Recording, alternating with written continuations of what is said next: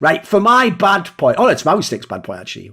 Okay, Okay, what was yeah, your yeah. bad point? Well, my bad point. You already alluded to this one, the fact that nobody really cares. But I just kind of think that the seeding of the groups themselves in A and B were a little fucked up because I thought that Mouse or OG would have made it if they were in B. If Like they're in I Group think, B, right. yeah, and I don't really like I don't need every team 1 through 20 to make it to the major, but like it does strike me a little bit strangely when like a Spirit that's basically been gutted and is like half the team that it used to be. I keep forgetting they exist, dude. Yeah, that they made it through when I think OG or Mouse, if they were in this group, probably would have made it. I'll just give the nod to Mouse because they did beat or no, I'll give it to OG because they beat Mouse in a BO1. So like if we're just saying which is the better team of the two, like OG would have made it in this group To be B. fair, OG had to play Eternal Fire to make it through, right? In the final game, I think. Yeah, and they Deciding lost game? in round 30 twice. They lost in round 30. So yeah, I think that's a little bit of an indictment on their ability. But like after, I don't know. I mean, like the thing is, I think that they're still beating Bad News Eagles or Team Spirit. They probably are just making it out of this one.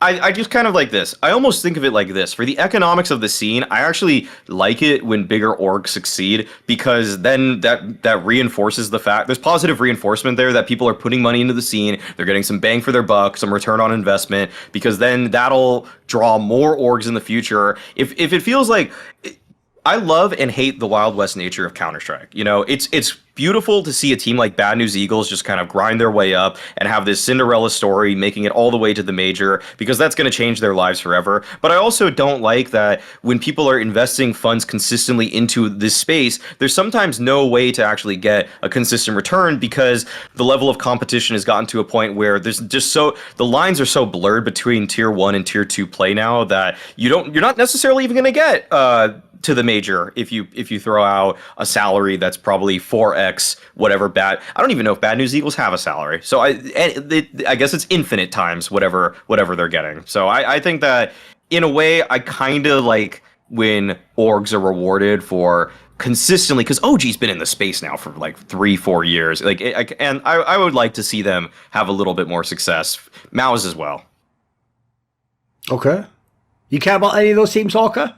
Yeah, I mean, yeah, I do. I'm actually just looking at the results now. If you, I would say OG can feel a bit hard done by, but I would say so can Mouse because they actually, I didn't realize they only lost against OG, FaZe, and Vitality. Yeah, that's those pretty are their 3 tough, losses. Huh? That is kind of rough to make it to the major. And Spirit won against. They beat ASG, Endpoint, and Anonymo. Like, what? Yeah. What?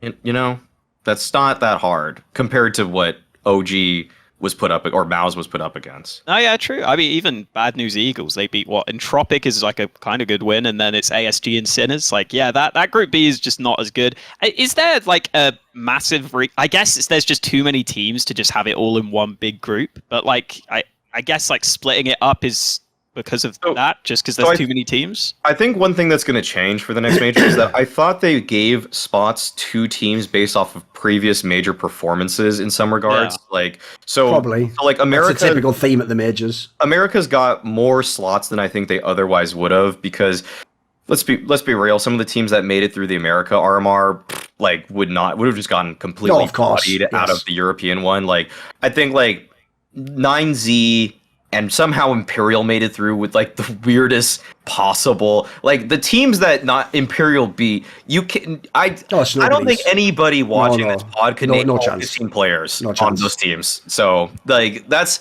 what's up. And I think that once the slots get divvied or out a little bit more evenly, and Europe probably gets 1 or 2 more, then we're gonna see the Mouse and OG make it through. The problem I have with this one is like, I definitely agree with the way you framed it in the actual thing when you wrote the topic to me that like they would have made it in Group B. I agree that is bad. Like I'm not totally sure. Like this is why I wish we had proper commissioners. People don't get this when I always harp on it in esports. The reason I want a commissioner, by the way, don't get me wrong. I know it'll just be a guy like Carmack who'll just represent his company. He'll biasedly argue only in favour of his company and what they're doing. Try and explain that everything's reasonable, that there's no problem. That's great. But if you noticed the key point there, at least someone will have to explain explain it. Someone will have to give a reason that they have to stand behind. Right now, we have things that are done. Formats are decided, things are implemented, people are giving punishments, and you go, who decided this? Like, is it Valve? Is it you? Who? And then after who, we want to go to the person who it is, who says, and then go, right, why? Because I want to know at least the reasons. Like, if they can't come up with a reason, even a fucking fake reason, then I know they're full of shit, don't I? Because one of the problems I have with this setup is, like, I don't really, even though, yeah, we could try and, like, reverse engineer it, like, if you just look with the eye test at those two groups, it can't be right. It cannot be right that's how you divided the teams up. I don't care what metric you picked. It can't be anything that would be relevant to a tier 1 analyst in 2022. Like, the divide of those teams doesn't make sense. It can't be from world ranking. It can't be from any of these things, boys. Like, sometimes you get unlucky and you do use world ranking, and, like, you know, the world rankings are just in a space where, like, all the odds are, like, are amazing, and then all the evens of the teams sort of downfall, and you end up with, like, scoffed. I don't think that even is this. So the reason I do find it whack is, it's like you say, if you expand it out to the whole concept of I'm any team in the world and I'm trying to qualify for the major, if you are the teams in Group A that didn't make it, you are just going like, so why is my qualification task like 5 times harder than everyone else's? Like, so in NA, I just had to win like 1B01 at the right time. In the Group B, I just had to beat, as you said, like lineups of people where you look at like, oh, Copenhagen Flames is beaten, and you're like, how are you even getting to play that team? Like, what the fuck? And then, as you say, you go and look at the Mouse and OG ones, and it's like, you essentially just have to beat a team twice as good as you to make a tournament where you're allowed to be way worse than that. Like, there's something off with that. There's something that doesn't quite, because essentially, like, here's the question you should ask. What did they do wrong? What did Mouse and OG do wrong in this qualification? Here's the thing, you can at least give it to OG because they bloody lost to Eternal Fire. That's at least like borderline. The Mouse one is like, you just lost to way better teams. Like, you didn't have a choice. So I agree. If you look at the totality, it's a bit fucked. Want to see more cool, funny, interesting clips based on topics from my content? Well, subscribe to this channel then, or, you know, be a pleb and don't.